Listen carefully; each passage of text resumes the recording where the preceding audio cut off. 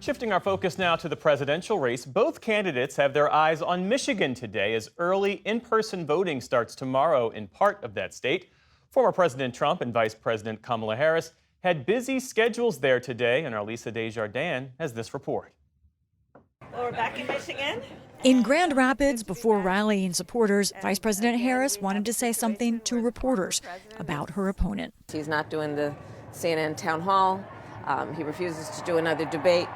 And, look, being president of the United States is probably one of the hardest jobs in the world. And so we really do need to ask if he's exhausted being on the campaign trail. Is he fit to do the job? This following a Politico report that the Trump campaign told one outlet he was too exhausted to go through with an interview. Within the hour, as soon as he landed in Michigan, Trump responded. What event did I cancel? I haven't canceled. She doesn't go to any events. She's a loser. So today I was at Fox and Friends at 7 in the morning. I then went to 2 different other appearances. I then made about 15 phone calls. I've gone 48 days now without arrest. Harris is trying to show she has the energy, especially in swing states like Michigan, where some early voting begins tomorrow. We've got to energize and organize and mobilize and remind our neighbors and our friends that their vote is their voice. And your voice is your power. We're going to save America. We're going to save the automobile industry. Former President Trump also campaigned in the Great Lakes state this afternoon ahead of a rally tonight. The former president took a battleground break yesterday to attend the annual Al Smith Catholic Charity Dinner in New York last night. President Donald J. Trump. Traditionally, both candidates show up and roast themselves and each other. Right now, I'm trying to record my speech for tonight's dinner. But this year, Harris appeared virtually, citing a scheduling conflict. Trump jabbed his opponent for not attending in person, but at one point also engaged in self-deprecating humor. It's a true pleasure to be with you this evening. Amazing pleasure.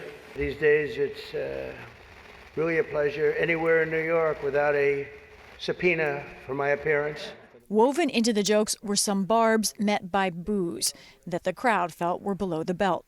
I also want to thank my very beautiful wife. Also in attendance, former First Lady Melania Trump, who has largely been absent on the campaign trail. Mr. President, welcome back.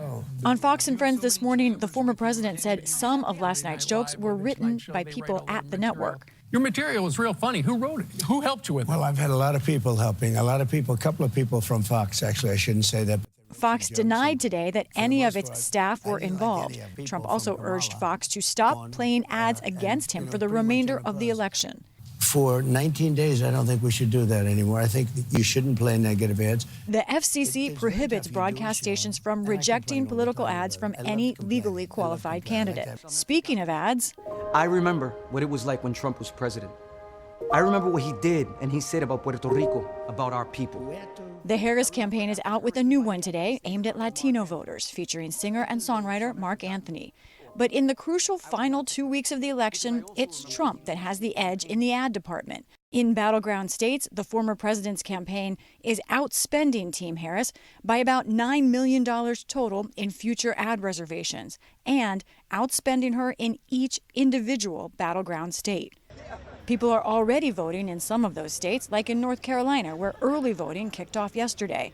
Even in places hard hit by Hurricane Helene, there was strong turnout with long lines at polling stations. They're trying to figure out how to flush their toilets and, take care of basic needs. But be that as it may, I think at least in my neighborhood, there's a widespread understanding of the importance of this election and how important it is to vote. Across the country, more than 11 million people have already cast their ballots. For the PBS NewsHour, I'm Lisa Desjardins.